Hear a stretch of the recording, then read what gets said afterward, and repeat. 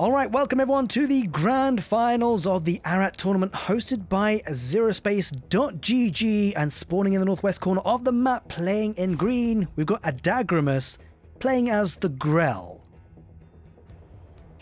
And in the bottom right, in the blue, playing as the Protectorate, we have Cho. Now the heroes, they're already out on the map. We've got, what, Triarch Larlin is an interesting hero. We've not seen her up until now in this tournament, or at least I haven't, but some really cool abilities. I mean, I don't know what that is. Could you explain that, Soap? That looks pretty epic. Yeah, that's her boomerang. It slightly slows units and damages them. Comes back to her, and she can blink. She didn't use it this time, but she could have blinked like she just did to the other side of those units, and it would have passed through them all over again. Oh, sounds exciting. Lots of micro potential potentially there, and we've got the tech hero. Looks beefier than we've come to know previously on the channel. Lots of changes. Look at the size of that gun, and well, I'm excited to see how these two heroes will interact. You know, sometimes you get heroes that just have a one-up on each other, especially when you've got the central control tower. Looks like they're both going to try and challenge for it, but do either of these heroes have the one-up on each other, or are they kind of evenly matched? I think usually the tech hero, yeah, I just swapped places with her right there. The tech hero should have the advantage in the direct duel, however, and it doesn't look like Adragamus is doing this, but Iolan can steal his creeps pretty easily. Her boomerang's really good at killing those creeps. Each one gives you 5 hexite, so it adds up a lot in the early game. I think what he should be doing is stealing the creep. But maybe he knows, you know, a way to win this duel that I don't know. That would be really exciting to see if he can pull it off. Yeah, they're definitely going for it, right? Neither player wanting to back away. It feels like Triarch Lauren's got a slight head on the HP, but that could change really quickly. And that little friendly critter helping out the tech hero. Looks like Adagramus does manage to get out of there. Teleports away with the hero, and both survive. And well, this is the grand finals after all, so neither player losing the hero. They're keeping it alive, and they're going to be looking to eke out all these small little wins and make sure they don't suffer from losses of units. Yeah, absolutely. Adragamus taking the towers back here from the middle tower and that bottom tower at the same time, splitting some of his early stingers. And stingers are really nice for this. They're pretty quick, they're pretty cheap, they build 2 at a time. Not bad for splitting off to take towers. Cho just went up and took the top tower during this time. I'm not sure if Cho has a lot of forces yet. It looks like he just has his hero in terms of his supply. So we'll see if Adragamus wants to put on some more pressure. Yeah, going for a double factory. So did it get a second base expansion such as the Grell did as well, but adding a double factory is going to need a bit of time though, because these Grell units are starting to head on in, and well, it looks like actually Adagramus not going to force the issue, not going to push in, especially considering that operating tower does have a turret on it. So going to be a bit patient with it, and especially with the turret coming up and the turret platform, the supply depot as such. So it's got some protection on these 2 factories. Now, what is it going to be making from these factories, do you think? I think we might be seeing some Titans. That would be my first guess. It's possible we'll see some of that Hellfire artillery. I doubt we'll see anything outside of those from these factories right now. Yeah, it did really well to bring that tech hero back, by the way. It was very low on health, managed to just sort of jump across and get back to the main base and heal on up a little bit. So that was a really nice usage of the advantages of the Protector being able to heal on up and bring the hero back home. Neither player have lost the hero so far. They're keeping every single unit alive as much as they can.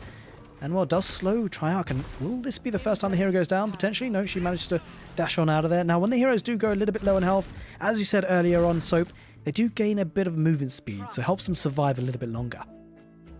Yeah, absolutely. It's kind of a big deal. It's kind of nice when your hero is getting low to see that movement speed and say, okay, I'm okay. I can survive here. Adragamus has taken the middle of the map for a while. He's got that map presence. He's kind of bullying Cho at the moment. Yeah, and that's the big advantage you get from, you know, just getting the tier 1 units. Gives you the map control, gives you the towers. But in response, of course, the Protectorate have been teching, so maybe their power spike is just about to hit. So maybe Cho might be thinking about teching up himself a little bit, because, you know, it feels like these stingers can only get you so far. Yeah, he's got 2 Titans, came out at the same time. They are not necessarily the very best against those stingers, but they do have good range, and once they get upgraded they can jump away also, so once that happens they're not bad at all. Adragamus is really good at splitting these stingers off and harassing, taking multiple targets at a time. You see he's got another group up north. Cho is going to have to navigate this really well to defend on multiple fronts, and he's already down a base too. Adragamus took a 3rd a while ago. Yeah. Nope, Cho has a 3rd now too. He just got it up as I said that, so not down a base for too long. Just got it now, so he's starting to get a bit of a foothold now. He has got those premium units, but as you said, when you've got these number of stingers, the one versatility of them is because you've got numbers, right? So you can kind of split them up a little bit, and as you said, attack on multiple fronts. And that could be a problem here for the Protectorate. Although, as long as he's safe with these turrets, that could be a way of fending off that kind of mobility that the Grell have. Yeah, absolutely. Adragamis in the beginning kind of had a victory just by forcing those 2 turrets. That's 225 Hexite. A base is only 350, so it really delayed Cho's 3rd base and let Adragamis get ahead back then. And now he probably needs to not attack that location because it has the turrets and attack everywhere else, which looks like exactly what he's doing. Yeah, I mean, if he gets this operating tower, it's a pretty big deal. It's 400 Hexite, if I'm not mistaken, but it feels like maybe the Titans might just hold it. It's going to be a bit tight, actually. I think he loses it. It's going to be tight. He manages to keep hold of it. I'm not sure if it's worth saving because now it's going to hardly have any health. Yeah, it'll be a prime target for Adragamis later on. Yeah, I love the fact that he's added the barracks, though, because that should be able to heal it up, right? Absolutely, yeah. Adding more than 1 barracks. I would not be surprised if he adds even more structures there and full walls it off from that side. Using the recall on that Titan that was getting low. Saving that. Nicely done. We've got the Arandi Shade. Now, I don't know too much about this unit, but it looks pretty funky. What does it do? So the Arandi Shades can pass through other units. You can see it passing through its own units right now. They can't pass through each other, but every other unit they can pass through. Oh, and I thought he was going to take out the temple, the Merc compound there that was flying the mothership. This in the air right now, we're seeing the top bar ability of those mercenaries that Adragamis used to save his mothership, and they just deal some damage in an area, but Cho managed to snipe those. So that was 20 energy to save the mothership. May or may not have been worth it. It might have been a little bit of a fumble on Adragamis' part since those didn't do a lot of damage, but it did save his mercenary compound. Yeah. The Shades do really good damage, but because they stack on top of other units, if you have some area of effect damage, they just pop. So they're kind of glass cannons. Yeah, it looks like... Oh, there's the rift Ooh, that we the were talking rift! about. Yeah, that's epic to see. He's going to try and cordon off some of these units, but he's going to manage to navigate it just about, and they're going to head on the end in. of the rift didn't quite make it to the mountain. If it made it to the edge of that mountain, he might have been able to pick off one side of units. Yeah. Definitely a lot of ranged units on show. Harbingers and Lashers versus the Titans and the Strider. And, well, they're kind of tentative. They're really fighting over this central control tower. There's natural positioning for them. Of course, only 3 towers there, so it makes sense to go for the one in the middle. That's a lot of units. So there's a good number of units, reinforcements coming in for the Grell. This could be a bit problematic for the Protector. He's having to head back now. As you said, the Arandi Shades are managing to make their way onto that front line. And he's still pushing on forward, the Grell units, although defender's advantage possibly slightly there for the Protectorate. He's pushing it back once again. The Worm going to attack quite heavily back onto the grass and a little bit closer to that Nourishing Pod, which could help heal on up. But that Strider and these Titans are really starting to build up in numbers, and that early tech advantage that Cho managed to yield himself is giving him a lot of time to get these Titan numbers up. Bear in mind as well, if I'm not mistaken, it means his reinforcements could be reinforcing with Titans now that he's got these factories early. Yeah, absolutely, he can be. I'm not sure if he has been or not. He also has an Artemis out there, or a Griffin now, excuse me, which can heal his units up. So he may be able to stay on the map a little longer. Yes. Got all 3 control towers as well, which is a big deal because he's slowly getting a lot of XP from that, and that's going to help get those talents in. He's starting to really make a big push, and it feels like the Grell actually feeling a little bit anxious about pushing on in, but maybe just waiting for the right time, right? He does have a Reaver. Maybe he might look to infuse that, but he might look to just take the fight. I'm not so sure. He might need to just wait a little bit longer if he can, just build up a little bit of a force and take a decisive fight potentially. Yeah, I'm not sure if Cho wants to attack through here. This is a pretty small area, and Adragamis is set up really well to take advantage. Oh, but he didn't. He missed this a moment. If he had attacked right on that ramp, it might have been really bad for Cho, but... Yep, game number 1. It's been pretty tight so far. Kind of tough to tell who's going to be pushing on in. It looks like actually Protector are starting to push on in. There's a lot of Titans, and the Grell, you know what it is? I feel like it's the ranged units from the Titans. They're getting a lot of shots off without much response. Absolutely, yeah, the way he's kiting back, it's really good. He's also using, right now, he used that Chakra ability that looked like the rain cloud over his head to heal up all his units and also give them a little more attack speed for a few seconds. So really good use of that unit, but the Reaver's in range now. The Reaver's right there. Iolan is really good with that boomerang. The Biles are going off. Cho is losing supply pretty quick, but Adragamis is starting to get winnowed down too. those reinforcing commandos really helped at the end of that fight. Yeah, that Reaver exploding, that looked awesome. It just like Yeah, exploded from within. It's in 2 pieces on the ground right now, yeah. Commander we jumped got some in. gunships. Gunships are interesting. They have a barrage ability if he's upgraded it that just makes a lot of fire on the ground in a circle over a few seconds. If you're not able to micro out of it, it's pretty devastating. And Cho has done something really interesting here. Right off to the left of our screen, he is built on Adrigamus' side of the map, and he's really made a defensible location there with a whole bunch of upgraded depots. So Adrigamus is going to have a hard time equaling out in bases because Cho just has more than half the map. He's got 6 bases to Adrigamus' 4. There are no bases left. I think Cho's advantage is getting insurmountable now too. I think that sneaky base and slow push and kite in the middle brought him from behind to ahead. He's got a huge army down in the middle as well, and the great thing about the Protectorate, they can do this. It's kind of like a Hexite dump, right? They can just spend extra Hexite on supply turrets, and it just offers so much in terms of static defense. It builds up on the economy, and it ekes that advantage, right? He's fighting as well as expanding. Absolutely, yep. And he's using the other chakra ability now, the Earthquake.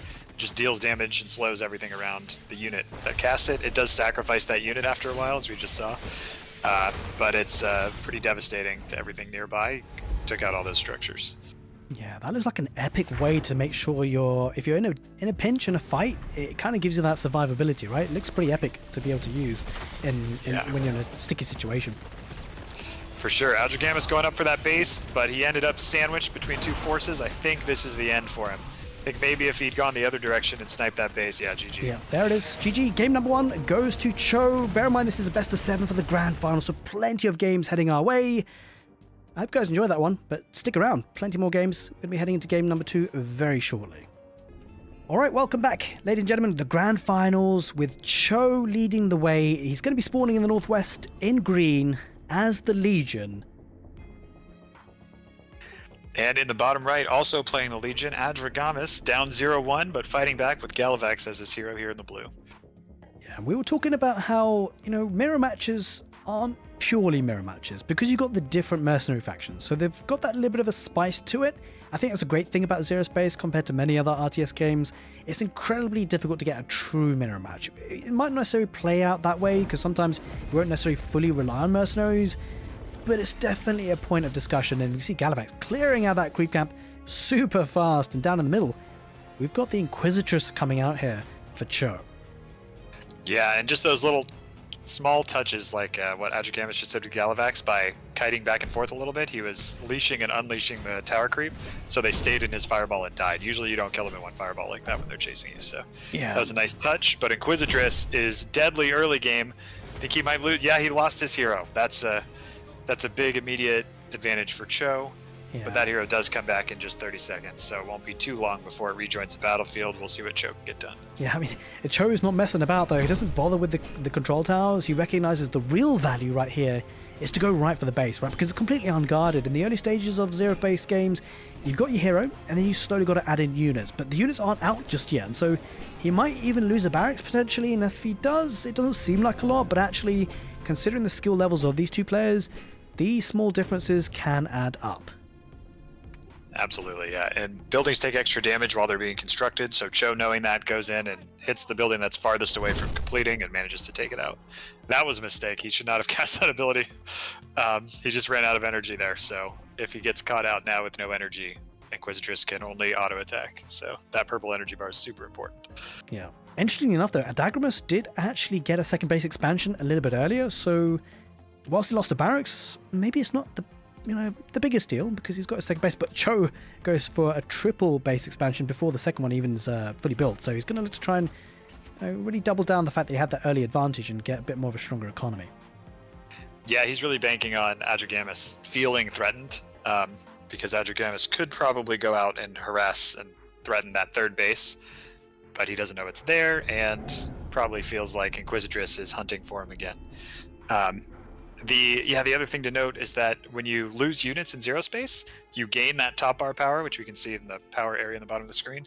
And that top bar power can be used for obelisks and various top bar abilities. So losing that hero early it respawns for free after 30 seconds and gains you a little bit of top bar power. So, and losing that building gains you a little bit too. So in a weird way, Adrigamus has a little more power than Cho, we can see here. So he'll be the first one to be able to use some of his abilities if he chooses to. Yeah, interesting enough, actually, neither player went for this top right control tower. I mean, of course, Cho is getting it now. And, well, it looks like Galavax is sensing a bit of damage to be done, looking to try and get some of the workers, which is probably a big deal, I would have thought, because if you lose the Flux income, as far as I understand, Legion are pretty dependent on Flux. Yeah, absolutely. They have more cheap harvesters than others, so just losing that one isn't the end of the world, but if he loses this other one on there and a few others or more, it's pretty damaging. So they take down these obelisks. These obelisks actually last for quite a bit of time. They're not permanent, but you can see how slow they are to whittle down that white bar health, and it can be a really good staging ground to mount an attack from. Yeah, if Adrigamus is able to keep pouring on the pressure, this is kind of that contained situation that he's looking for to stop him on what he thinks is 2 bases. He may not know about the 3rd, but all his production is in there. So if all your production gets stuck in there, Legion's pretty good at holding you in and stopping you from breaking out. And surely enough, the surrounding mothership is very far from home. Is there a reason for this? Is he going to look for getting mercenaries, or is he just looking to get the control tower, most likely? He may be using it for the control tower. Yeah. I think that is what he's doing. I wish he would use it to sneak around behind the base and have a run by in the main. Those Arandi shades we saw earlier are really good at targeting down structures, especially when you get a bunch of them.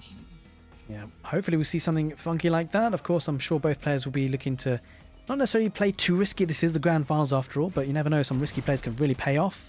Galavax using one of the abilities. Was that, I don't know what that was, sacrifice, or I'm not entirely sure. Yeah, he has Sacrificial Spear, which you can use on a friendly unit to create a healing area, and you can upgrade it to make lightning later, but you can also use it on enemies to deal damage and slow. And you can upgrade the attacking version of it if you'd rather do that than upgrade the healing version, and it can slow a whole bunch of units around that target too. So, depending on what he upgrades, he'll either use it against the enemy or on his own troops more often. Yeah, that's a lot of ranged thralls, I've got to say, for Cho. A couple of more armored ones here for Dr. Dorrington. I don't know, I feel like the ranged units typically should have an advantage. That fireball coming in from Galavax doing a fair bit of damage, and Guardian Obelisk coming out here as well. But it looks like he should get control of this control tower here, Cho, and he's going to be feeling good about that. It feels like these armored thralls are going to struggle against this number of ranged units. Yeah, Adrigamus actually up in supply, but I'm not seeing that supply here yet. Here it comes. He's got the Valkaru Hounds and some ranged thralls of his own. That makes more sense. I think he should be okay here. Yeah, it feels like now these ranged thralls are going to be absolutely hounded down by these Valkyrie Hounds. He's probably needing a bit more of a meat shield. And the Valkyrie Hounds felt like they really turned that fight because of the movement speed and the ability just to get right on top of those ranged thralls. The Inquisitress, though, going to fight back a little bit. Another round of the Valkyrie Hounds could sway this fight for Dagramus. Yeah, I do think there was a funny moment here in this fight where Joe actually threw down a supply conduit right in the way of his tower, and I think Adrigamus was microing other units because the supply conduit, while it was building, was absorbing a bunch of shots meant for that tower and the rest of his army. So it was a nice cheeky play by Cho there to use a structure right in the middle of the fight. Yeah. Oh, take a look at these. This is the Arandi Horned Mech. Now, I'm not entirely sure what these do, but these look very tanky. Is that what they do? They're relatively tanky, but their orb that they shoot goes in a straight line toward its target, and it'll just keep going for a long time. Every target it pierces, it deals damage to, but it's slow, so it's dodgeable. Sometimes you'll see a lot of them, and you see those purple orbs. Sometimes you'll have 10 or 12 of those purple orbs coming through your army, and if you don't notice for even a second, it's devastating. Oh, yeah, he's going to use it to good effect there. It does get a couple of units from it. Now, these are ranged thralls. They have this little kind of signature on the bottom of their feet. Now, someone did tell me about it. I think it was birds a while ago, and I just can't quite remember. What does that do? It looks pretty interesting. Yeah, it depends which upgrade he gets. Since they don't have it right now, I think he probably has the increasing shot. I can't remember the official name of it, forgive me, but it effectively makes them do 10% more damage, or gain 10% attack speed rather, for each shot that they do, up to about 70%. So the longer they're in a fight, the tougher they'll get. And you can see that spot on their feet. It's like, hey, we're doing extra. We're better. Yeah, he's really starting to bring those numbers up, right? He's got the Valkyrie Beast here at Dagramus just to hold that position, but that's a lot of ranged thralls there for Joe. Yeah, it definitely is. I'm a little nervous for Adrigamus pushing out here again. I respect that he wants to get this tower, but I don't know if he has the forces. It's a good fireball. Yeah, that was a huge fireball, and he does have 2 heroes, so maybe he feels pretty in good shape because of that. And Inquisitress having to back off for now. He just got Inquisitress too, so he does have the 3-hero combination platter. Hopefully he can make a little more happen with it. Depends how upgraded those heroes are too. Looks like Kragar is getting upgraded right now. Is that the green hue around him, I suspect? That's making him research. Was that? Yeah, it looks like it was. Down the middle? Yeah, I think units around him might have a little more range now. If that's the upgrade, I think it was.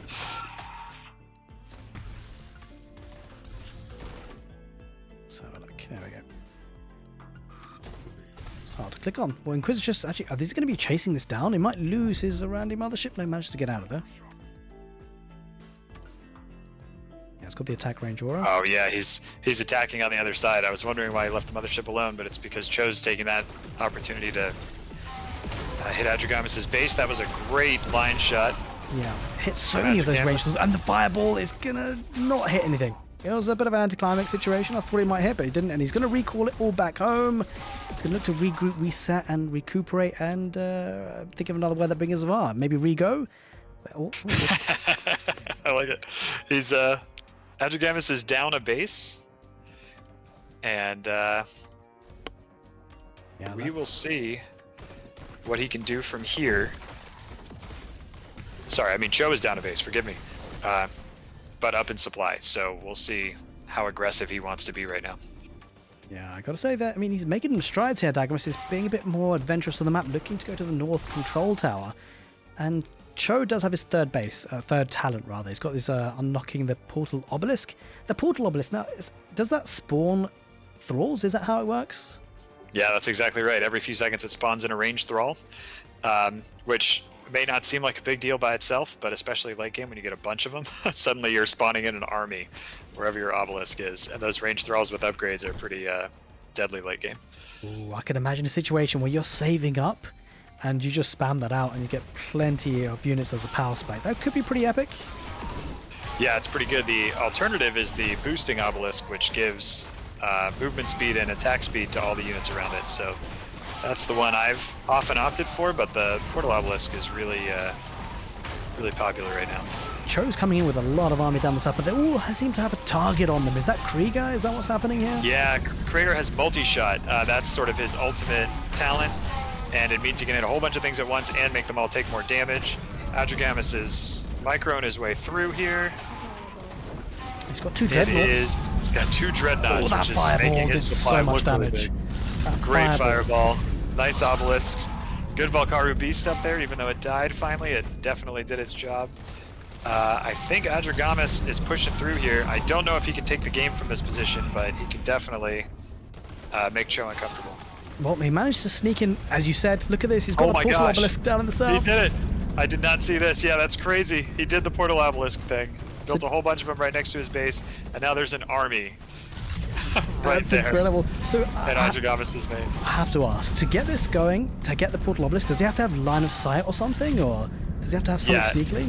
He just has to have vision, which, did he do that with his Arandi mothership? Is that how he got vision up there? It might be. It might have been, but I didn't anticipate it. We kind of just missed it, but that's okay because, you know, we're just, well, I am anyway, just starting to see Zerospace and cast it, and moments like that, at least we caught it in the end, but it might have been his mothership.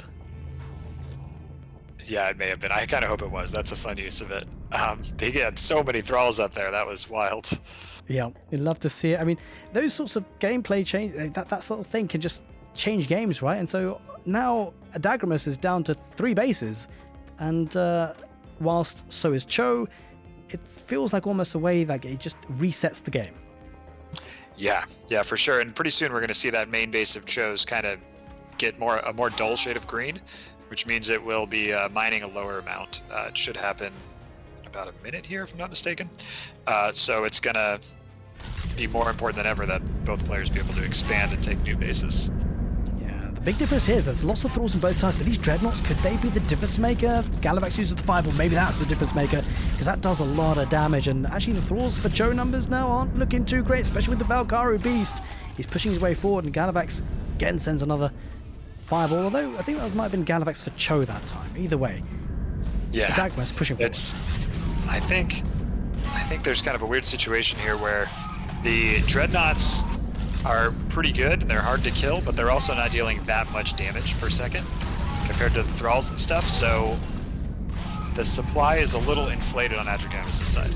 At the same time, Adrigamus has all 3 heroes fully upgraded, and that's pretty deadly too. It looks like Cho just got his Galavax upgraded. There's Storm coming out. We see lots of lightning bolts going on both sides. Yeah, I mean, he's pushing it back. These dreadnoughts, they don't seem to be, as you said, they feel like they're more tank units, but do they do bombing runs? Because it just feels like they're not adding too much to the fight, which is not necessarily a bad thing. It's just interesting to understand how they work. Yeah, if he could get some bombs dropped, that would be really big. I think that might have been the play if he could have maybe gone over to that third of Cho's and just dropped bombs on it and wiped it out. That would have been a great use of those dreadnoughts. Instead, he lost them. He's still up in supply. He's behind on... Oh no, they're tied in bases now. So it's a close game. Yeah, definitely. Another fireball comes on through, and there's quite a few ramps to negotiate on this map on Star Sands, so they're going to be careful about how far they push. You don't want to overbite. You don't want to jump too far forward than you can manage. There's quite a few Valkyrie Hounds taking that front line with the ranged thralls here for Dagramus. Not too much of a front line for Cho, but it's always a bit difficult. If he does get some abilities here, it might work well for him. Galavax uses the fireballs, beating right on top of those thralls, and Cho can only lose a lot of those units. But having said that, it feels like somehow he's making the most of this fight, and it looks pretty even. Yeah, Cho's up in supply a little bit now. It's hard to tell what is going on with some of this. It does look like their tier 4 talents were taken too. Cho took the one that gives you hero cooldown. Yeah, your ability cooldown and regen, and Adrigamus took heavy plating that gives his units armor and hit points. So Adrigamus' army is going to be a little stronger, but Cho's heroes are about to be scarier. Yeah, Cho's got one of those these beefy tanks, and he's getting those turrets as well. He's got the shield generator, which will help his forces. He's also got the pulse forge accelerator, so he's slowly going to be adding these in, and I feel like, I don't know, I mean, Dagramus doesn't really have any of these. He's going for dreadnoughts again, so it'd be interesting to see he's sticking with the plan. He's made use of it once, and I'm not sure how effective it was, but he's keeping to the plan, he's sticking with it, and we'll see what we can do with it. Yeah, the interesting thing I haven't seen yet is the new Legion unit, the Radiant. It got a buff just a few days ago, and these players both play Legion, so I imagine they've messed with it a little bit, but the Radiant is really strong against these big units, like the Valkyrie Beasts, the Terror Tanks, and the Dreadnoughts, and even the Heroes. I'd be interested to see if one of them mixes those in. Well, he's taking the fight now with the Dreadnoughts. They've actually got turrets on them as well, is that right? The one who's got sort of 3 red glowing bits on it. Is that the bombing run? Yeah, it can improve the bombing run. It can also improve that main beam shot we're seeing right now, or be anti-air turrets, or even let it get a blink ability, which is pretty cool. Got the monolith spawning. I'm not entirely sure who it's for, but it looks like it was for Dagramus. Fireball comes up from Galavax for Dagramus. It's going to take a massive fight there. It takes out a lot of the ranged thralls, and so the Dreadnoughts should be able to push on through. The Terror Tank retreating. It keeps it alive at least, and he definitely wants to keep that alive for as long as possible. Yes, yeah, that was a good fight for Adrigamus, but there's Cho's. It's funny, they're attacking each other. There's Cho's ultimate ability, that monolith, and it's funny to see 2 monoliths dueling it out. Yeah, Dagramus uses a sacrificial site, so it helps zone this map a little bit, and the Galavax comes up with a massive fireball once again, and Cho's going to be having to head back, but he does have the monolith to retreat back to, so should be okay for now. It's definitely a bit of a stalematy game, but it's understandable. These 2 players obviously getting to the grand finals. They're here for a reason, and they're making a big fight of it. You know, while that was happening, Farman, can we look at Adrigamus' natural down at the bottom? It got taken out. I think Cho must have done the same kind of play with the obelisks. I can't imagine what else it could have been, but that base, he sniped it. Well, now he's coming up here to snipe this base. I think these little run-by kind of things might be starting to make the difference, but at the same time, Adrigamus has he's up 50 supply now. That is something, and we'll see what he can do with that supply lead. Yeah, Cho's been pretty good at managing to take out some of these bases, which is certainly going to be helpful, but I guess when you've got 4 or 5 others, the amount of impact it makes is obviously a little bit less now, as opposed to, say, in the early game. So it feels like Dagramus not too worried about it as such. He should be able to replace it pretty quickly. Yeah, he took out a base of his own there. I think if anyone was to do anything up on the north side of the map, everyone's totally undefended. Yeah. interesting enough, both players are keeping like all their armies together rather than splitting off each other. Probably a bit anxious about splitting off, because if you do that, you leave yourself a little bit vulnerable, make yourself a bit weaker in the main fight. Looks like this Cho is just holding this ramp, really. Doesn't want to give this position, understandably so, because if Adagramus gets on top of that ramp, maybe he's in a good spot to push on forward, but it's pretty hands-off-ish for both players. Both have got a tower tank as it happens, and it's just a massive mosh pit of fighting, right? It's actually pretty difficult to say, although it feels like Cho is starting to lose quite a few units. The obelisks do come out, portal obelisks, looking to take advantage of those units spawning, and it feels like Adagramus is starting to win this. He's going up atop the ramp, and maybe he's making a headway. He's got the terror tank to break on through. It looks like he might do it. He's got the Valkyrie Beast, he's got the terror tank. He's got the Dreadnought still alive. I think he's taking in the edge, but Cho's supply is building back up so fast between these obelisks and his economic machine rebuilding like crazy. Yeah, it feels like obviously the premium units really on the side of Adagramus. Interestingly, he's gone for a couple of these armored thralls, or I forgot what they're called now, but Steel Sworn, that's what they're called, and that's going to help protect those terror tanks. Yeah, absolutely. The Steel Sworn are a nice front line for all those ranged thralls and tanky units in the back. Yeah, it just feels like Krieg is getting so much value, right? The heroes are working really well for Adagramus. He's getting so many targets on these ranged thralls, and then you've got Galavax firing his fireball, and then you've got the Dreadnoughts in behind, taking out structures. It feels like Dreadnoughts are looking really good at taking out structures. Yeah, they're looking pretty strong at it. Pretty good range. The terror tank back there with the Pulse Forge Accelerator is really tearing through him too. And I think Adagramus, if he has one strength above all other players in Zerospace right now, is his 3-hero control. When he has all 3 heroes upgraded, they're just an army unto themselves when he's controlling them. And that's it. He did it. GG gets called. Adagramus pulls one back. We're evening up the set. It's shaping up to be an absolute phenomenal grand finals. Stick around, guys. Game number 3 is going to be coming right up. All right, welcome back, everyone. Game number 3 of the grand finals, hosted by Zerospace. GG. And we have got Adagramus in the northwest in green as the Protectorate. And down in the bottom right, as the blue Grell, we have Cho. Now, Vinthra, it's going to be great to see her in action. What we've seen of her so far in the tournament is something really powerful. I love the Deadly Vines ability. It's just a really good way to stun enemies. And there it goes, straight off the bat. Looking to get these creep critters, but Mera, without any fear, looking to challenge her, and looks like it's going to do quite a bit of work on it. In fact, she does force out the retreat from Cho and forces out Vinthra's, I guess, what is it? Burrow back home, I believe, and brings her back home to come back and fight another day. Yeah, and Adagramus knows right away that Mira is an advantage early game and went right for where he thought Cho would be. And Cho was like, well, I'm going to just finish off the creep. He tried to last it a couple more of those creep for that Hexite bonus and then burrow home. He wasn't going to stay and fight, which is a smart play by both of them, I think.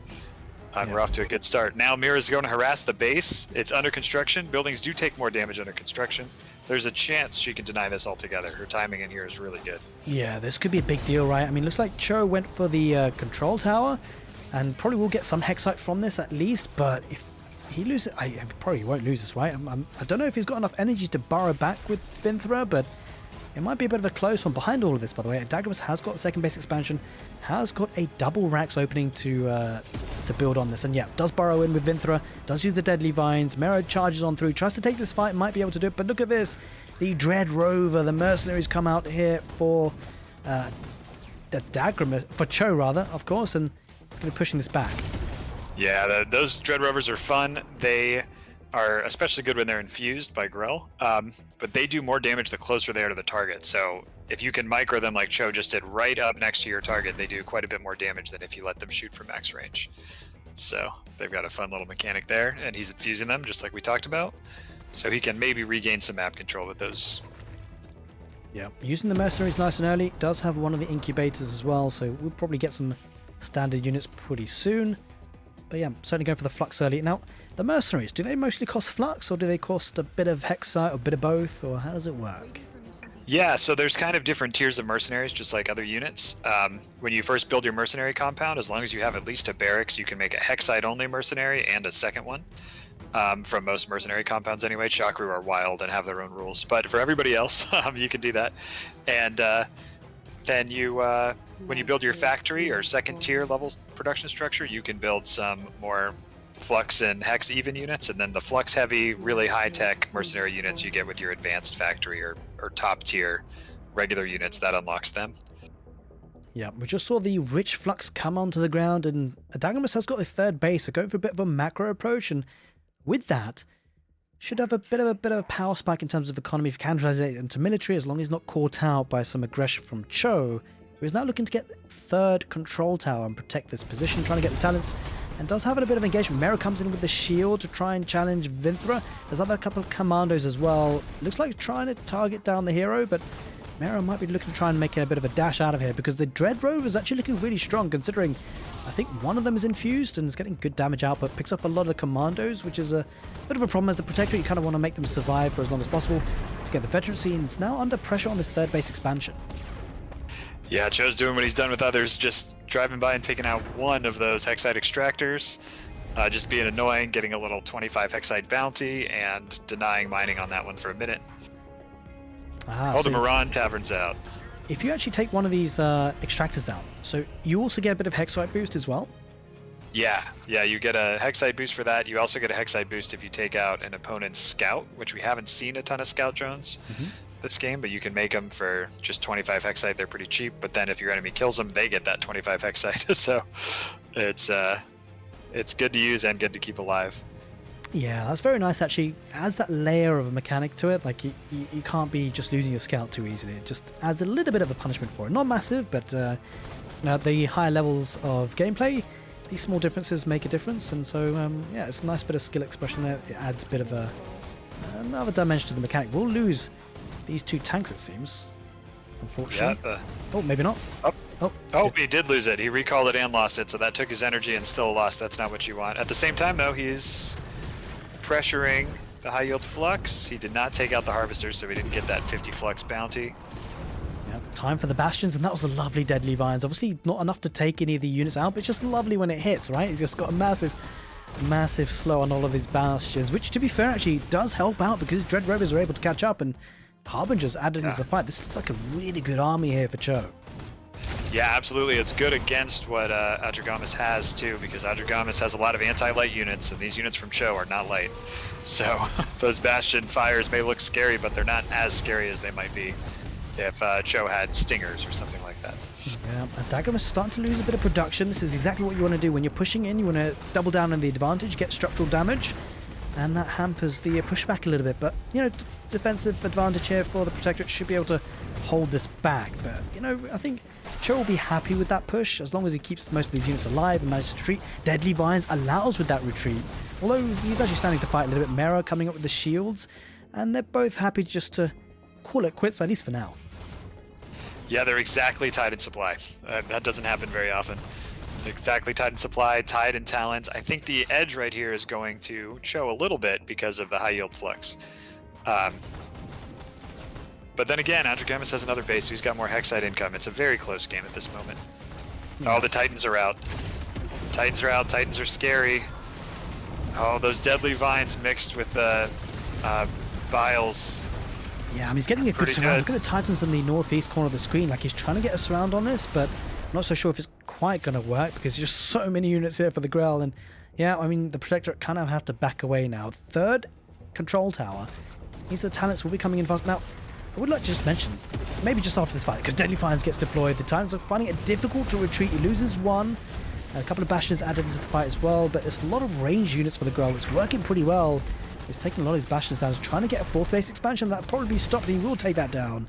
And this is a good bit of a push here for the Grell. Now, I was just mentioning that Adragamis actually has 75% unit train speed. That seems kind of bonkers, actually, but he's going to need every unit he can get because he has been pinned back on the map with 4 control towers in control for the Grell. Yeah, absolutely. You can see Cho's already up a talent there. I think the Bastions might be a misplay. They're pretty tanky. They're fun. They look great. I love seeing them. But they're an anti-light unit, and Cho, I think he has 0 light units in his army. I think Adragamis needs to differentiate, go for more of either the commandos or the there's a buggy, I'm trying to remember the name of it now, the Predator, that comes out of the factory, and it has upgrades that make it deal 10% of your current health and do extra damage to heavy, which a lot of those Harbingers are heavy units.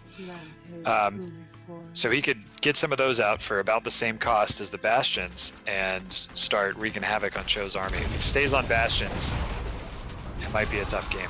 Yeah, Deadly Finds comes in once again. Mera with the shield, and that's a lot of Harbingers. He's kind of dragging him back.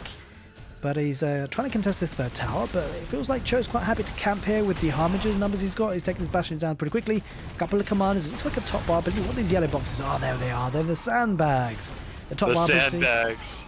So they're absorbing the shots and stopping the army from closing with them too fast. Yep, that's pretty good. Yeah, now granted, it surely is the case. So your enemy can't fire over them, but surely you can't either, can you? No, you can. You totally can. You use them as your cover, not theirs. So you can fire right over them and they can't. Oh, all that's structures so work good. that way. So it's pretty one-sided to your advantage. Moran structures out there. We can watch. Adragamus doesn't quite have enough power for it. If he does, and that Merc Tavern's nearby, he could use that top bar bombardment ability. Adragamus has got to watch out for this Thresher. You have to respect the Thresher if you can't jump on it. Yeah, and some of these Harbingers have now been infused, so this is becoming a bit of a problem. Deadly Vines comes out on top of those units. Doesn't allow the Bastions to escape too easily, and every little fight here, Cho's just seems to be eking out a little bit more of a lead. Yeah, absolutely. This Thresher took out a couple of supply platforms in the middle of that fight too. So without any extra effort, now that base is gone. Those vials are pretty good against that. Cho can go back to his nourishing pods and heal up. She's not on a nourishing pod right now, so it's possible. It's a small opportunity for Adragamus. Yeah, I'm a big fan of these Threshers, I gotta say. Like I say it time and time again in multiple other RTS games, that when you have an advantage in terms of army, you want to have some siege damage. You want to have some long-range stuff that, forces your enemy to think twice about moving out, and also can do structural damage, and it feels like the Thresh is really good at, but they might get caught out, and he's even got a Juggernaut added into the mix there, protector, and that's a great snipe off. I was just praising the usage of the Threshers, and one just went down, although still is posing a problem. A good shot on some of these Bastions, and he's able to bring the Harbingers to try and defend the other two that were remaining. Yeah, that was a good play by Adragamus. I think that Thresher was infused, so that's a lot of energy and a lot of range that he kind of cut off. He can move around a little more freely for a while. Yeah, definitely an exciting match. I mean, despite Cho having a lot of the map position, he's got 3 of the towers, he's looking in a good spot. Adragamus is still finding a way to fight back, but these Thresher numbers are starting to build, and that's kind of concerning. Yeah, absolutely. Cho also just got the Tree of Life. He just hit level 5. So up there's the Bombard. It's on the Threshers. Threshers can't move. Yeah. And he flanked with the Halo tank. I don't know if it's quite enough, though. Those Threshers are pretty tanky, especially when they're infused. Yeah, these are very good premium units for the Grell. He's going to try and retreat, although he's actually coming outside of it, so he's going to keep the units in the front position. Maybe it's a bit of bait. Kind of said, look, I'm going to make you think I'm heading back home, but I'm actually not. Yeah, little mind games. He did recall the Thresher that was almost dead, so he saved that. And I guess I think that recall is 5 energy, but it's on a 2-minute cooldown, so it takes a while before you can do it again, but it's probably worth it to him to spend that 5 energy to save that expensive infused Thresher. Yeah, he's really pushing up this hill now, and these Threshers behind it make it really tricky for Adragamus, right?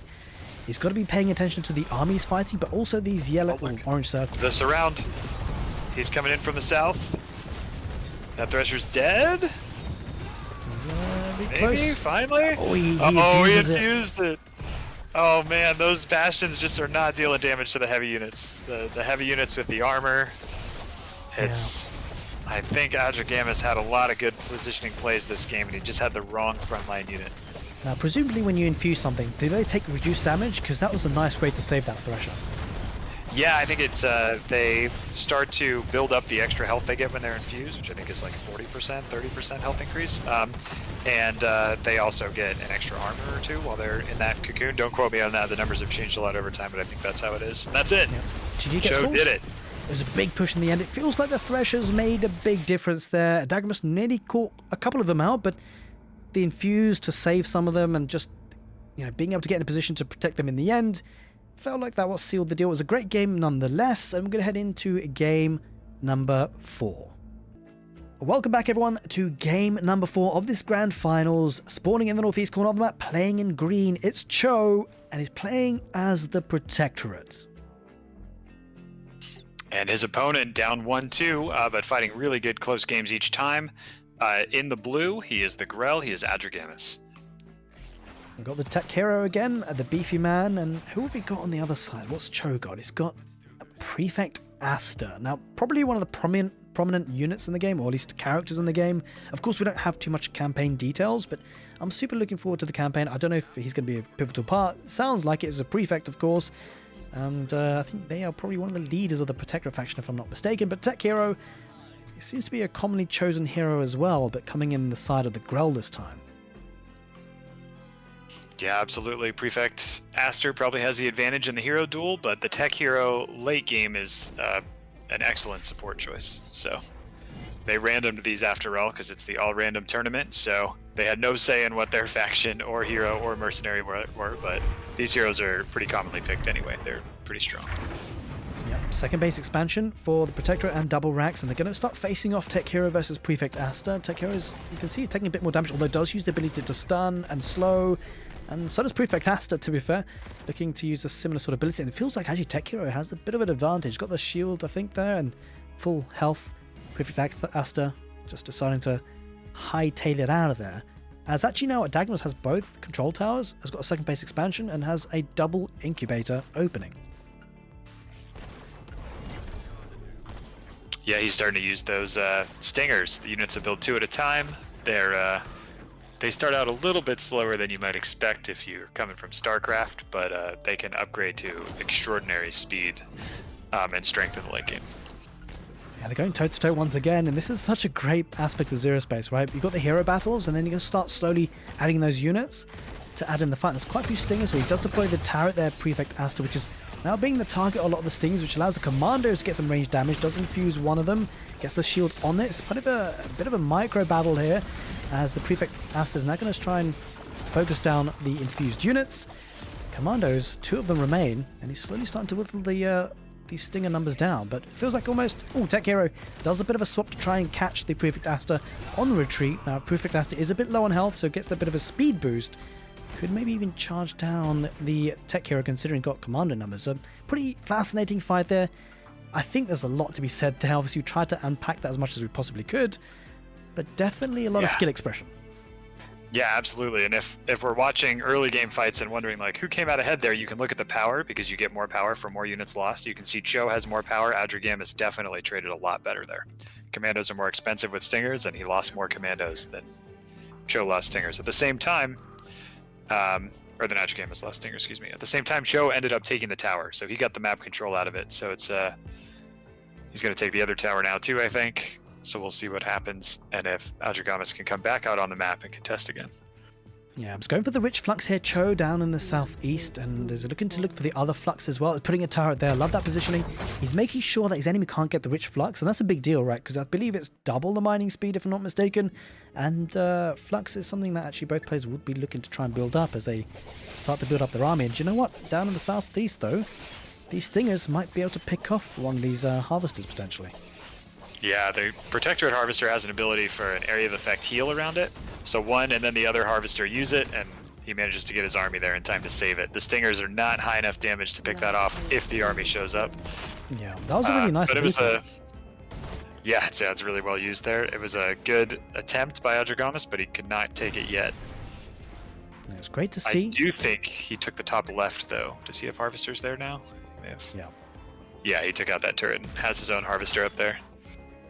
There's a lot of commandos, and he's actually added in a predator. Now, I don't think we've seen this all that often. In fact, I believe it's a new unit for the Protector, if I'm not mistaken. It looks pretty fun, I gotta say. What's its main strength? Is it a light unit destroyer, or is it something that just is quite nippy on its feet but low damage out? But how does it work? So the Predator has a mine it can drop. Just one each, but it slows units, deals a tiny bit of damage to them also. See, there it goes right there. But its big power is against really heavy units late game once it gets all its upgrades.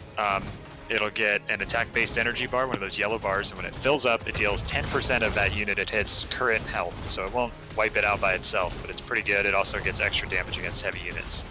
So I think the big difference in this game is last game, Adrigamus kept making bastions, and they weren't quite cutting it. But this game, Cho is making for about the same cost, just a little bit more hex. He's making these Predators, and if Adrigamus makes the same kind of army that Cho did last game, the Predators are going to hurt it a lot more. Yeah, and the Valkyrie Beast added into the fight, big tanking unit, especially added in the Strider, Commandos going inside, and this is certainly an interesting playstyle. We've seen it time and time again for the Protectorate, opening Commandos, getting a bit of positioning, and then allowing them to be relevant in the mid to late game with the Striders added in, and it's really nice kind of synergy between these two units. Yeah, absolutely. The Striders are pretty powerful and pretty scary. And I think the one of the counters Grell's going to probably break out to that is going to be more of these Harbingers and their eruptions to quickly take out those Striders. But the Predator may counter those Harbingers, so we'll see what we can do. We get into a big rock, paper, scissors, paper, rock fight. Adding in a double advanced factory, looking promising. He's going for the kind of relatively earlier tech, but this could be interesting if you get some more premium deaths. There's another Strider. I'm sure the Commanders will hop in there before too long, and maybe not. Maybe they hang out for a bit. But looks like the Grell's starting to mass up on the west side, starting to infuse. He's got a couple of these lashes added into the mix. That Valkyrie Beast, he's trying to tank as much as possible. It feels like these Striders, they're fearsome, right? I mean, these Harbingers have been infused, so I'm not entirely sure who would win this fight, but it feels like the Grell not wanting to take it. Commandos with the Striders, looking really good army composition, with the turret as well, looking to try and just solidify the ground that he gains. That Valkyrie Beast is absorbing so much. Yeah, absolutely.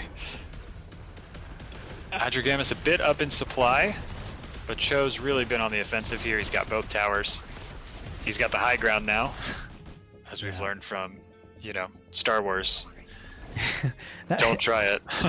Interestingly enough, you know, the Lashers and the Harbingers are essentially two ranged units, but what are the main differences between them? Because it might not be so easily obviously noticeable from the eye. Yeah, the Lashers are they're light and they deal extra damage to heavy. They can get range increases and speed increases, and they can even get stealth for a few seconds in the end game. They've got a whole bunch of upgrades that make a big difference. The Harbingers use their own health to cast their ability. Their actual attack damage and DPS is quite a bit lower, but they're tankier, they're heavy, and they're kind of all about using their health to cast that ability. So they're pretty different. So I guess the Lashers really are here to try and take out the Striders. Would that be a fair assessment? Yeah, I think the Lashers are here to kind of try to take out the Striders. They're relatively cheap, low tier units, but when you infuse them, they get pretty good. Their range gets pretty good. And a lot of times at the end game screen, you'll see, like, even though you didn't see the Lashers doing that much damage, while everything else tanked, the Lashers did more damage than anything else on your army for Grell. So they're a nice thing to mix in. Joe didn't really use them last game, but it's nice to see Adrigamus making use of them here. Yeah, speaking of tanky units, we've got the Reaver now here on the side of the the Grell rather. Maybe that's going to turn a bit of the fight. It's actually starting to make a bit of a push down the south. Look at this, he's actually got one of the bases down the south there.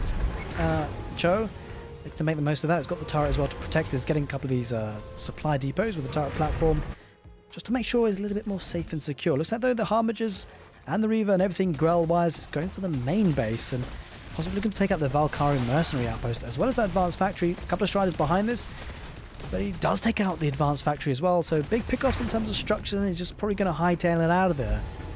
And get a bit of aggression. If he doesn't get caught here, that's pretty good. He lost 0 units so far in that push, maybe 1 here. That's really nice. He's infusing another Reaver. 2 infused Reavers could be a bit of a problem. Commandos jump jetting out of there. That Valkyrie Beast, he is still alive and causing all sorts of trouble. Oh, the Reaver's charging in. Oh, Cho kites just enough to not take big damage. Yeah, the Striders recall. He does lose one of the Reavers. Actually, probably okay there for the Protector, although he does lose the Valkyrie Beast. Almost even trades, but these Commandos are a little bit exposed when they're not inside the Striders. There are 4 of them now. So that was a nice commando jump to avoid a lot of those Grell eruptions. Those things would have been just death to all those commandos if they'd hit, but instead the commandos got out of the way. Yeah, definitely one of the lovely, one of my favorite abilities. It's, you know, it's a tier 1 unit, but it gets one of these cool abilities and it just looks good. But of course as well, it can get you out of a pinch and also just charge down units like it just did with that harvester. He's actually kind of orientating himself on the west side with a lot of units going north to perhaps try and challenge that rich flux. It feels like actually, I mean, who's actually got rich flux at the moment? It feels like it's actually neither player. They've both been contesting it for each other. Well, Strider's going down the east side, and could we look into... I mean, both players are on opposite sides of the map. That could mean for some exciting plays. Although it seems like the Grail now are looking to try and find out where the Protectorate army are hiding off in. It's a lot of Reavers. Pushing with the Shiders. There's a lot of Reavers, but that's a lot of range damage coming in before they can even close. Yeah. Then again, Adragamus is a bit up in supply. His army is a lot of range DPS too. It might come down to positioning here and how many of the biles hit. Yeah, he's going to take out at least one Strider. The commanders pop out. And those commanders now... Oh, God. He light them up. That's good. They have a lot of veterancy on them, so you don't want to let those guys live any longer than you have to. Yeah, as good as they are as a synergistic army composition, the commanders and the Striders, you lose a Strider and then it feels like a double whammy, right? You lose a Strider, but then you almost invariably lose the commanders. Unless you're pretty nifty on your feet, maybe can get the jump out of there, but it kind of feels like if you lose a Strider and then the commandos, it feels fair because obviously it's such a big power boost to have both together. If you lose it, you're going to get punished for it. Yeah, absolutely. Adragamus got up there and sniped the base Cho had made and all the depots around it. He'd been kind of trying to take a base on Adragamus' side of the map, and Adragamus now has the base on Cho's side of the map, but Cho is up in supply. So they've just totally swapped positions. Yeah, just a bit of a standoff here though. There is a striker behind this, or a Hellfire I should say, that's the new name for it. And he's going to be backing away with the Striders if he can. Very standoffish, but these are kind of the games that we love to see. It's been a great final so far. Of course, there's possibly plenty more games on our way. Well, that Reaver probably going to go down. Nice pick off there by the Protectorate, and he's taking these fights. He's taking some big units and then backing off, and both players looking to try and achieve the same thing.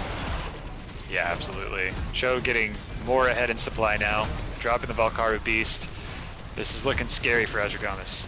Yeah, the Harbinger numbers have started to whittle down quite a bit, and especially with the Hellfire working on the back line, and he's even got a couple of these Cyclops, would you believe? These are looking really strong units, and yeah, these numbers are not looking good here for Adragamus.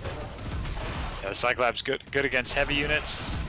He backs up to avoid some of those biles. The base cannon's taking out some of the Cyclops. The hero base over here helping in the fight. Might take out another one. Adragamus is definitely target firing that. That's good, but I don't know if it's enough. 163 supply to 66. Ooh, he took a Reaver. Think they're running the wall. He took a Reaver that was being infused, and he did actually get as a top bar ability. He reinforced with a Hellfire on the back line. So I love that choice that's being made here by Cho. Like, he recognizes he's got a lot of front line units tanking, so why not add in a couple of back lines to add into the damage per second for the fights? And it's been working well for him. He's also even got a Chakru Clackjaw. There we go, it's a new name for it. It's a mouthful, but it works. Yeah, I'm always just going to be like, the crabs! But yeah, that's there. I think Cho has kind of like turned the tables a little bit. Last game he was Grell, he was using the Threshers for the backline, and this game he's using the Hellfires, but it's a very similar strategy, right? Like, take fights, push and pull, and then get artillery to back your forces up. Yeah, and in the grand scheme of things, obviously there's plenty of games in this grand final, but Cho's already won 2 of them versus the 1, so if he gets a 3rd game here, that's really going to be putting him in a really good, strong position to take the grand finals, but he's got to still earn it, right? I mean, Adragamus is still making a fight of it. He's very low on supply, and he's starting to take some bad fights, so maybe Cho, there it is. I mean, it's about a matter of time. Cho takes the victory. He does make it 3-1, so we're heading into a situation where it's match point, and it's starting to get very spicy. We'll be on the last limbs here for Adragamus. Can he claw his way back? We're going to have to wait and see. Alright, ladies and gents, we are back with the grand finals. This is game number 5. All to play for, possibly match point. Well, it is match point, potentially. Well, it is match point, because Cho has been on a blinder, but spawning in the northwest with all to do. It's Adragamus playing as a Protectorate in green. And here in the bottom right, we have his opponent. If he wins this, he wins the whole ARAT tournament, the first ever all-random tournament in Zerospace. He is Cho. He's the blue grill. Yeah, immediate play out into the middle. We have got Hell coming out here for Cho. A great ranged unit, and you can see by the size of his gun, it's a big gun, and he's going to be able to get a massive range with it. We've got Prefect Asta who appears to be a really strong one-on-one fighter, and he's going to take the fight massively. Huge damage coming out of there. Hell has got to be careful because Prefect Actor, he's not going to let him get away. He's jumping through, charging on down, trying to possibly. Oh, he gets on out of there with the cloaking. And Prefect Actor can't keep up. Oh, wait, he's charging. Maybe he's going to chase him down. Potentially, it could be a bit dicey for Hell. He's not done with this Prefect Actor. He's definitely chasing him down. Although, oh, wait, is he going to turn the... It's difficult to tell. It just really depends who uses what ability, and it's going to go straight for... Oh, it could be close. Ooh. They both go... Oh my gosh! Hell got 14 health end. left. So Hell connects with the snipe, and he almost connected with it, but Aster got out of range, and if you get out of vision, then Hell's snipe doesn't go off. But then he got back in range, and that time Hell's snipe did go off right as Aster stunned him. If the stun had gone off a millionth of a second earlier, the snipe wouldn't have happened. The fight would have gone the other way. That was very close. Yeah, you love to see the sort of micro battles early in the game. It keeps things so active right from the get-go. And don't worry, RTS fans who don't necessarily like heroes, that was huge, but the units will be coming in very soon. In fact, we've got some of the Moran Mothership coming forward, so maybe some of the mercenaries coming forward here for Cho before too long. Now, bear in mind, there are 2 control towers, so... Oh, sorry, rather, there are 3, so they could potentially look to try and challenge the one in the middle. Could be a position to fight for. Yeah, absolutely. And it'll be interesting to see if Adrigamus can do some of what Cho did when they played on this map reversed, when Cho was Protectorate, and if he can build some aggressive bases, surround them with some of those depots, upgrade those depots, and really take map control. Yeah, and Cho's really trying to push down the middle. Adagamus has actually got 3 bases up and running, double barracks opening as well, so he's really started to focus on economy, which could be a way, as long as he can hold in the next sort of 5-10 minutes, maybe that economy will pay for itself. He's got to, obviously, he's got to win this game, right? Because it is the grand finals, it is match point, and Cho has got the momentum behind him. And we'll see if the economy can get the momentum swinging in the other way here for Adagamus. He's even getting the turret. Rich Flux comes on as well, so right down in the middle of the map, both players will be looking to contest that. Maybe Cho should be in a better position to do that, considering he's probably pumping a lot more of his economy into military, although he's floating a little bit of Hexite. Imagine he'll spend that before too long, although there's a bit of a hero battle. Hell does go down. Oh, nice snipe. Gets him. Good use of the dash and stun to take that. Wasted the recall for Cho. And pushed him off the high yield flux. Maybe he'll even kill that harvester. He's really using Aster here. Yeah, and this is working out really well for him because, you know, he's got the 3rd base expansion, he's got the eco advantage, and now having the hero advantage as well, both combined could put him in a really good spot. Commando's working well, he's taking some of these harvesters down, and he's slowly starting to gain momentum, and this is exactly what he needs to do to get himself back into this series. He's taking a couple of the nourishing pods, he's getting just a bit of structural damage, he's obviously not doing huge amounts of damage, but he's slowly getting there, he's making some differences. Yeah, absolutely. These... Oh, until that moment, the micro exchanges had all been going his way, but now that the Harbingers are out and doing their Biles damage, some of those connected, those commandos got to run. Yeah, I mean, at this point, the Harbingers are looking a really nice unit to have, and, well, he's going to be running away with this Prefect Aster. He's got to hightail it out of there. He's getting some Bastions added into the mix. We've seen some Bastions in the matchups before between Protectorate and Grell, and they haven't necessarily always been hugely successful, so kind of curious to see that decision and see if that will be working in his favor. Yeah, they're good against Stingers, they're pretty good against Lashers. The Stingers kind of hiding in the back right now. The Bastions should take those down pretty easily. The Moran Tavern of Cho is blocking a lot of shots from Adrigamus. That should have been Adrigamus' fight, except this annoying building is pushing its way into your army. Oh, look, it's like the Rageborn. It's the Rageborn. I mean, there was a time in Zerospace where these guys were all the Rave. I don't know if they've been nerfed. They probably have been, because these guys were absolutely bonkers. I'm excited to see these on the map again. Yeah, they've been nerfed a couple of times, but they're still pretty strong. They're a good front line. Every several hits, they area of effect damage and slow everything around them. You see when their yellow bar is full, they're deadly. Oh, this is a good catch. Maybe. He didn't quite take it out. Yeah, just managed to keep his other units a little bit closer, and he managed to salvage or save at least that Harbinger. Pretty important not to lose those, actually, because he'll want to scale them. And if you can, it's going to be hard to break down. Alright, ladies and gentlemen, we are back. Now, just to explain what happened, my PC somehow crashed. I don't entirely know why it happened, but what we do know is that Cho actually ended up GGing that game shortly after. You guys didn't miss too much, but the greatest thing, or the good thing, I guess, is that it wasn't the last game of the set, thankfully. But it does mean now that Adagrimus still has the ability to win the series, but he does need to get this next game. And I will just flip the score because, of course, that needs to be changed around. It is Cho who's got 3 wins versus 2 for Adagrimus. He has clawed 1 back. Now, we are on Tenebris, spawning in the northeast corner of the map in green. It's Cho as the Legion. And of course, we were just talking about him, the winner of last game. He needs to win this one and the next one to win, whereas Cho wins if he wins just this game. This is Adagrimus, in the blue, also the Legion. And we have a hero mirror for the first time. Now that's pretty interesting. So it's going to be very, very, like, it's just a mirror, right? So it's going to come down to small details, both going for Krieger. And, this could be the final match of the series. Potentially. Of course, Cho still needs to seal the deal. He's got 3 games to 2, but Adagrimus getting that last victory does mean the momentum has possibly swung a little bit, and you never know, if he does even the set and take it to a full 7-game series, that could be pretty epic. I mean, Cho wouldn't want that. He won't want that at all. And I mean, to be fair, if Adagrimus does get another win on the trot, the momentum will be behind him. Yeah, absolutely. And the last game, he's playing Legion, his best faction again. He randomed into that, whereas Cho's Protectorate, which is not his best faction. I think Legion is Cho's best faction also. So this is a strength on strength match, and then if Adagrimus wins this, he might even kind of become the favored person to win the whole thing.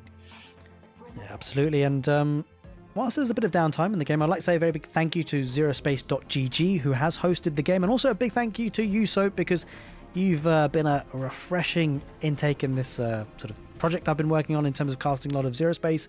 Added in a lot of expertise. Of course, it's going to take me personally a lot of time to get to grips with the game.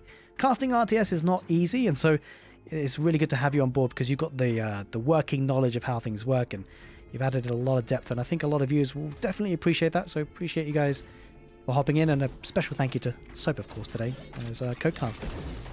Oh, thanks, Fireman. This has been really fun. I love it. A bit of aggression here, though, with Krieger coming in for Adagrimus, and it's Krieger versus Krieger, really. Yeah, it's kind of wild because for a long time it was all Rhinos or Exalted. Oh, he killed him. He killed Krieger. He got him. That's a big deal. That is a big deal. I did not expect Krieger to go down. We will see. It looks like Cho did get the first tower up, so Adagrimus has to run back. If those towers had been in the reverse order, that might have snowballed the whole game. But for now, Cho holds on. And similar to the last game, one thing to bear in mind in terms of the macro approaches of the two players, Adagrimus has actually gone for a 3rd base expansion. He did this in the last game and he was able to hold on. And bear in mind, Cho just lost his hero again. This is almost like what happened in the last game. Adagrimus went for the 3rd base, he got the hero advantage. The same thing's happened here, so Adagrimus has probably got the wind in his sails and he's probably feeling he's probably feeling good about himself right now. Although Krieger has now popped out for Cho, Adagrimus, he might be on a way to swing the tide of this fight. Yeah, it could be. Cho does have had a little more supply. Adagrimus just got ahead in supply too. I don't know. It seems like he's just getting the little advantages so far. Yeah, absolutely. They're kind of meeting in the middle, and it's almost feeling like a false move could pose a bit of a problem, and he might get us around, right? Because he's got defender's advantage here for Adagrimus, and if he can get us around with the Valkyrie Hounds here, that could be big. But he does recall out of there. Oh, not before getting hit with the shot. Krieger did a little damage to all of Cho's troops. Look at that. Yeah, it's great having that recall, though. Kind of got him out of a spot of bother, right? You can imagine without that, if he didn't have enough energy, that would have been a big problem. Yeah, for sure. Legion is sort of unique in that unless they have Galavax as their first hero, or they want to spend a whole obelisk's amount of energy on it, they don't really have an early game heal. So that damage is going to be pretty permanent. That was put on Cho's troops. And it's only now that the 3rd base is coming in for Cho, so he's behind on economy and he hasn't been able to do too much damage either. So Adagrimus still in a good spot, I think. Yeah, absolutely. I would take his spot. Cho is just barely up in supply, but I think the third base advantage more than makes up for that. Oh, his hero's getting focused down a little bit. He had to run away. Oh, Cho is the second hero? Yeah, looks like it. And, well, those Valkyra Hounds getting some really good value. Yeah, they're tanky in this early game small skirmish setting. It's a bit hard to call, though, because relatively even numbers in this forward position.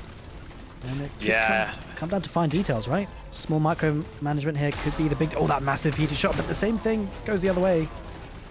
Yeah, I think Adagramis is going to lose his advantage here near that tower. That base is upgraded. It just got a couple of hits off, and that was enough to push him back. Yeah, and that Krieger is very low on health. I mean, Cho needs to be very careful about losing him. Yeah, he's playing with fire, yeah, for sure. Another good shot off there.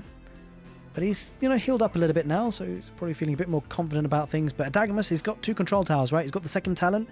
Research speed has been increased, and also research cost has been reduced. Yeah, that's a big deal in Legion versus Legion. Whoever gets those hero upgrades out first, and unit upgrades for that matter, gets probably even a bigger advantage than in a lot of the other matchups. So the attack range aura here for Krieger, is that a natural thing? Is that passive, or is that actually an upgrade for him? That's an upgrade. That's a second tier upgrade, actually. So his Krieger is pretty good. It's about ready to be fully upgraded. Did he just get it? Did he just get that third upgrade? I guess we'll see in a second. Is that multi-shot? Looks like it. Oh, massive fireball coming in from Galavax from Adagramis, and he's taking this fight, but he does have a Valkyru beast added into the fight here, so that's a massive tanking ability. And Adagramis going to pull it back right now, but he's got a lot of units. Yeah, that beast is pretty scary at this point in the game. Yeah, a lot of hit points in Adagramis' army. Sacrificial site coming up here for Cho, looking to make that a bit of a staging ground to mount an attack from. Oh, Inquisitor just comes on out. There's the fireball coming out once again. A lot of those ranged thralls, and that could be, I mean, that's a big deal, right? Because Adagramis, he actually landed with his fireball. Cho didn't. He didn't manage to land his. He's backing off for now, though. Both players probably a bit, tentative. They don't want to jump into anything too quickly.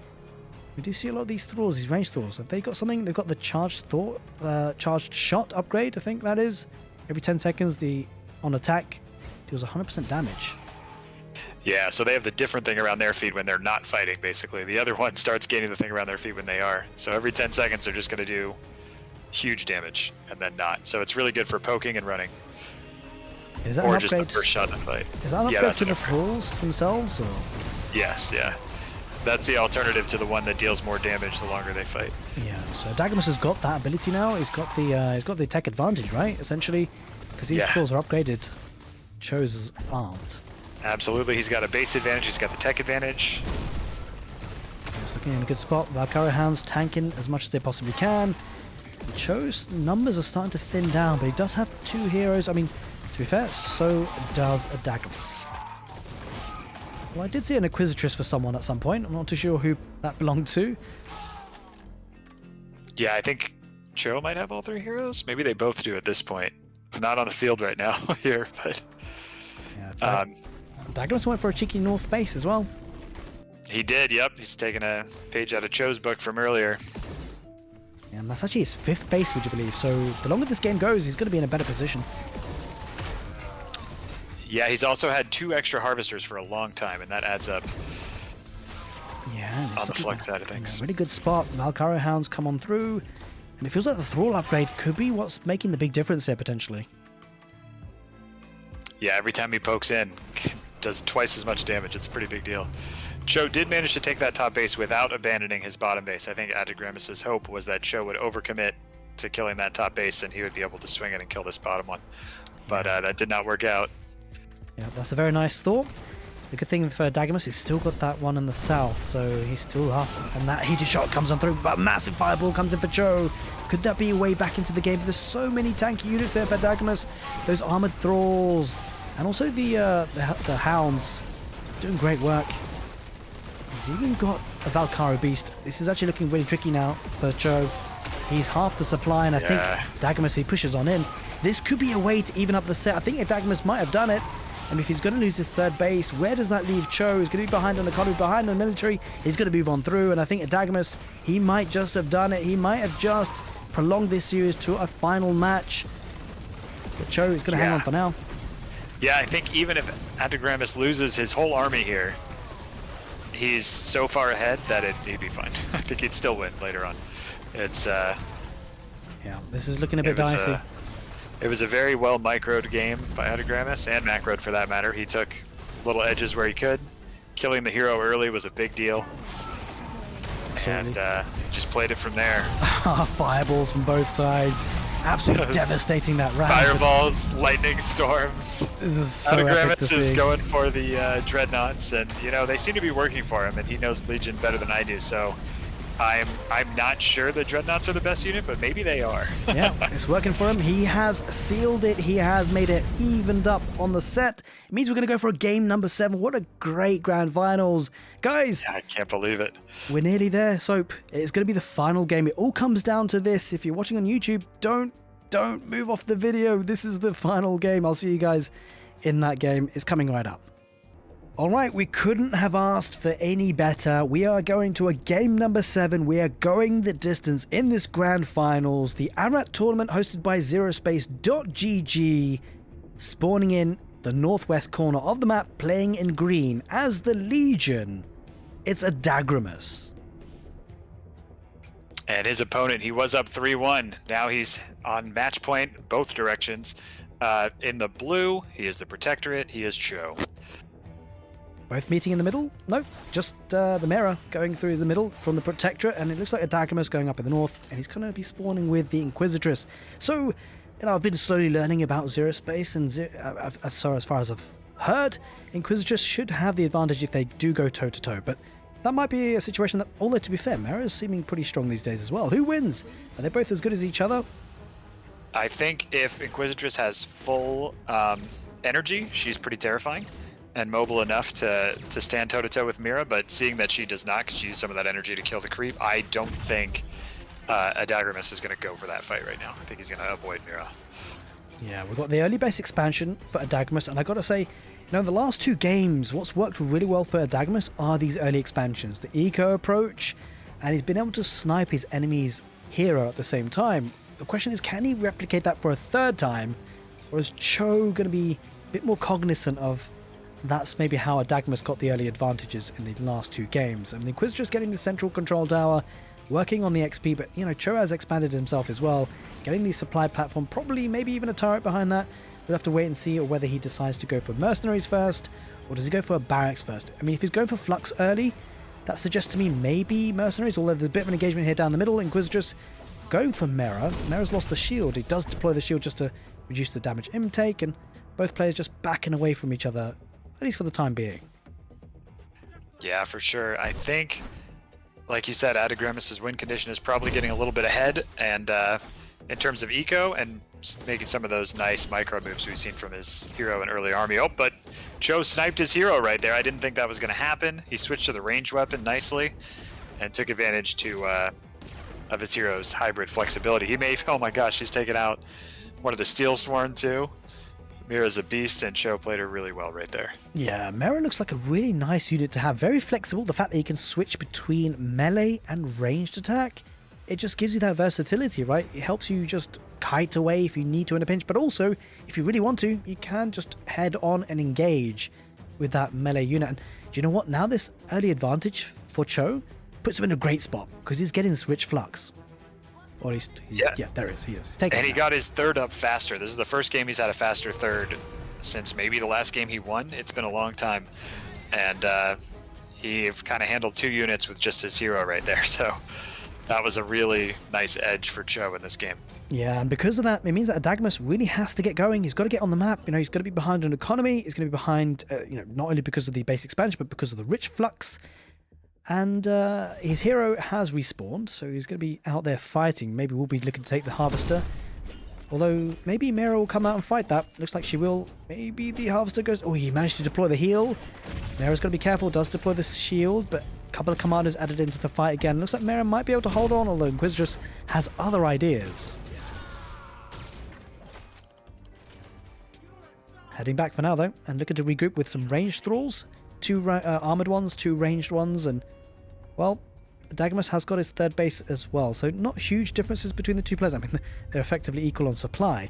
Both have got their talents in, reused equipment for the thralls, and improved beam up for the Protectorate. Yeah, it's very close. Adagramus using his obelisk to hold that central tower for now means he's spent more energy. Joe almost has enough to reinforce, but he has the central tower, so in all resources, it's a very tight game. Yeah, I just wonder if anyone's going for mercenaries. Now, I kind of was under the impression that maybe Cho would be going for that, but actually, he did open up for the barracks, and he's going to go for the advanced factory. He's going for the Striders. Now, he does have the Valkyrie mercenary outpost, so if he does want to get some of those hounds, maybe he might be looking to do so. I wonder what Adagramus is up to. Does he have any mercenary? He does. He has the Arandi. Does. Is the Arandi mothership? Maybe he will go do something sneaky with it, or just bring it up to the front and use the healers or damage dealer flyers that they have for their special ability. We'll see. Yeah, now it was Cho in one of the previous games. You know, he did that cheeky play with the Arandi. He managed to go around the back and deploy one of those spawning towers, obelisks, and you know, maybe Adagramus thought he saw that and thought, you know what, that looked pretty nifty. Maybe I'll give it a try. It was on Star Sand as well, remember? Absolutely, yeah. That main base, there's really only the one path in and out. So if you go around the outside and see their armies not nearby, you're in good shape to snipe that base. Yeah, we're gonna have to keep a close eye on that. We nearly missed it the first time round, but maybe he might be going for it again. Valkyrie Hounds with a couple of bastions, charging through with a massive Galavax fireball. Holy moly! He took out a lot of commandos. Mera with the shields, but very low on health. Actually, no, pretty decent on health. But going up on top of the ramp, and that Strider getting a lot of damage out there. I mean, the thralls have to back away.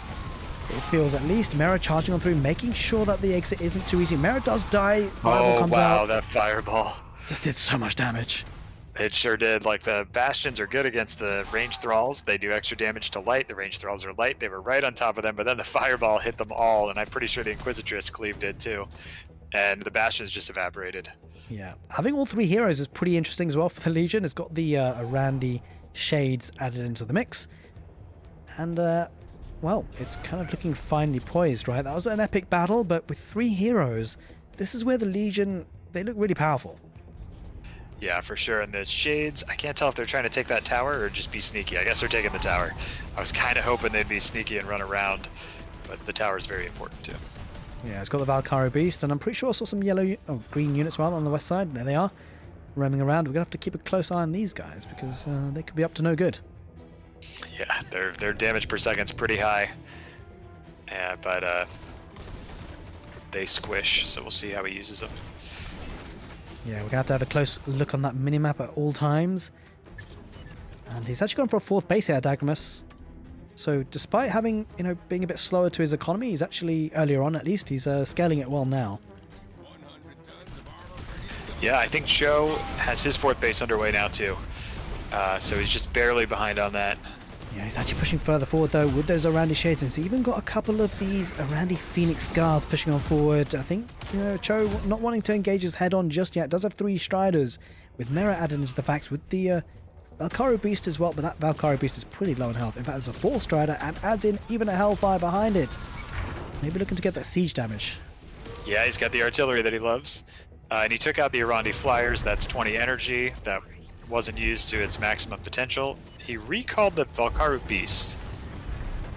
I'm not sure if he was going to defend something or if maybe that was a misclick. Galavax uses the fireball, particularly this is a sneaky base. Well, not that sneaky, but he's just being very macro heavy on the northeast corner. Adagramus going for another base expansion. That would be his 5th. He's just holding that line there, just on top of the ramp. Now, question, when you're playing, do you get extra vision if you're on the top of the ramp? Can you see further down the ramp than you can see up it? If there's no air units on the other side, then they can't see up the ramp until they get a unit up there. So it's a pretty big advantage on top of the ramp, yeah. But they do have an air unit over here. He's got the formerly called Artemis, the Griffin. If he upgrades that, which I don't think he has the upgrade yet, if he upgrades it for EMP, he can take just about half the energy from any unit in a line that he hit. So it's a really great counter to the Legion heroes. And honestly, I think to beat Adrigamus with all 3 heroes, you need that EMP. So hopefully, if Joe's going to have a chance in this game, he's upgrading that now. Yeah, this match is finally poised, and well, this series is finally poised. Both players are pretty even Stevens in terms of economy, but supply is just slightly ahead here for Cho. And he's got a lot of Striders with it. Yeah, I think the supply is deceptive right at this moment, because when all the heroes come out and their upgrades start kicking in, you are often behind in supply because you've invested in those upgrades as Legion. Yeah. Oh, but they're fighting now. He's taking a huge fight. I mean, that's a lot of thralls that almost... Valkyrie Beast right on the army. Oh, that is Charge huge. shot is out, though. That first shot from those thralls did so much damage. I don't know how the Beast can't figure out what to attack, and it's gone. Yeah. At least it allowed the Protectorate to retreat on out of there. It almost seemed like a fight they didn't really want to take, and so at least he traded one unit for all the rest. Yeah, for sure. It's a massive fireball. The storm, the fireball, one of the Striders goes down in a hurry. Oh, the Steel Swarner on top of the artillery, that is not what Cho wants. They have a minimum range. Yeah, slowly but surely, it looks like the thralls are starting to make a way in through, right? They kind of swarm as they keep spending that valuable Hexite on these units, and they recycle themselves really well, but there's a lot of these Hellfires behind this. They'll be doing great work if they can land some shots on these thralls. They will absolutely melt them, and it looks like that's happening. And the defender's advantage certainly there with the Protector, but can he hold on? He's got a couple of the crabs. It's going to be a hard hold, especially with the number of heroes there for the Legion. He's pushing forward, and a lot of the defenses, a lot of the structures have gone down, and, well, the Dagmus is starting to push on really heavily. Got a couple of bastions that could make good work against these thralls if you can get on top of them. There's just so much, especially with the mercenaries. The Randy Shade's going to be adding to the fight, but again, he's still got a couple of these Hellfires, right? That could be saving grace if he can hold on. Yeah, he's got that big yellow circle that's a healing field from Gallivax, and it's kind of scary to try to fight into that. The Shades are just devastating when there's not enough DPS to target them down.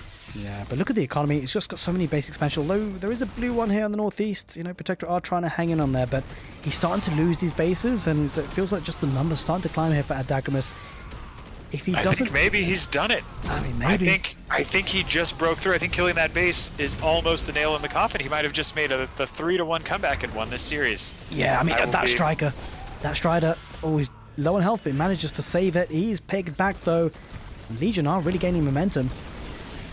Yeah, he's picking off units as they spawn. He's right on top of production. And that's never a good place to be when you're Protectorate. Yeah, Mera goes down. It means it's 3 heroes versus 0. And he's really putting in pressure. I mean, if he takes out production, it doesn't matter how much economy you got. You can't spend any of it. And even the mercenary, the Randy Mothership making its way forward. So if he does bring in mercenaries, it can be right into the fight. And, oh, this is not looking too good here for Cho. Has Adagamus done it? He might have just done it. Clawing it back from 3-1. Could he seal the deal and name himself champion? It's possible. The fireball comes on, and he's even going to take the space expansion. I think he's done it. Surely there it is. GG gets called. He has. I can't believe it. GG. Adagamus making the comeback of the century. 3-1. I did not see that coming. It was a great play. I mean, you got to take your hats off to the players. They battled right way till the end. I hope you guys enjoyed this set. And if you did, make sure you give the video a thumbs up. Make sure you're subscribed to the channel because we've got plenty more Zerospace content coming your way. Take care and see you next time.